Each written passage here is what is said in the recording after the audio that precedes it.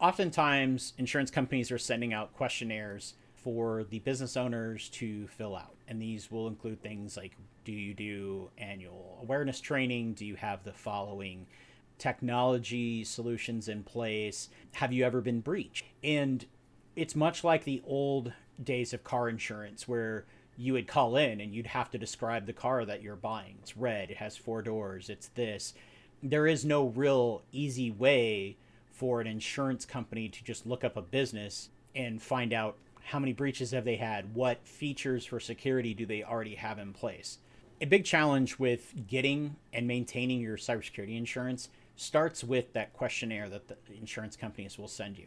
You may not know what an EDR stands for or what qualifies as an EDR, which is endpoint detection and response. You may not know if your router or wireless device is a firewall. And if you don't have a trusted partner to work with to go through those, then you may find yourself answering questions in a fraudulent manner, or you may just not be able to answer them to the satisfaction of the insurance company. And then to maintain this, you have to keep a certain level of spend on these technologies. Since a lot of these are subscription based or are reliant on, as a machine is taken offline and a new one is brought back online, making sure that new machine has been provisioned. So working with someone like SecurePoint Solutions, where we can stay on top of those things, is really beneficial to gaining and maintaining the insurance. With coverage provided for security insurance and those limitations that you might see or exclusions, one really big example is simply ransomware. An insurance company may allow you to, or may pay the ransom on your behalf with permission from government, with knowing who they're actually paying. And then in other cases, they may say, we can't pay this person, this ransomware operator, because it's funding a foreign government that we have embargoes on, or we have different restrictions. That is an area that you as a business owner need to understand that yes, a ransomware insurance will cover, but only for those kind of good bad guys, as a way to put it. The bad guys, they won't help you with. Other limitations, other exclusions could be maybe your security and your insurance may not cover inside threats, or it may only cover inside threats.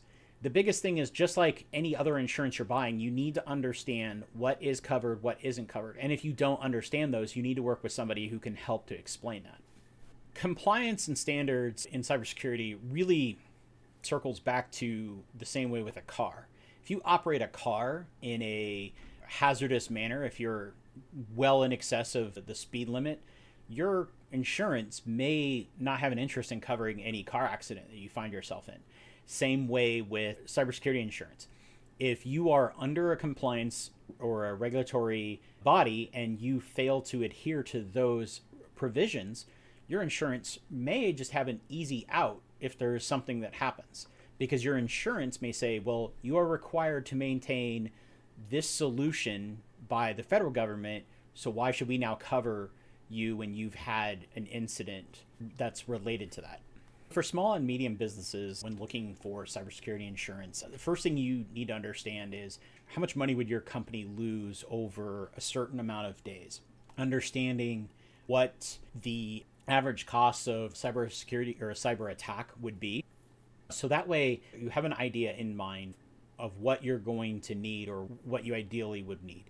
And then also working with somebody that knows and understands the security side when it comes to answering those questions from an insurance provider, making sure that if you are sitting there and an answer is going to be a no, can you fix that? Can you go out and implement something today? And that would allow you to now say yes on the insurance form. Also, as you're implementing all of these things, you need to make sure they actually work. Just because you've installed a tool on all of your computers doesn't necessarily ensure that that tool works. Having some testing, having somebody come in and tune those solutions to make sure they work properly in your environment is very important, especially with maintaining your security or your cybersecurity insurance as well.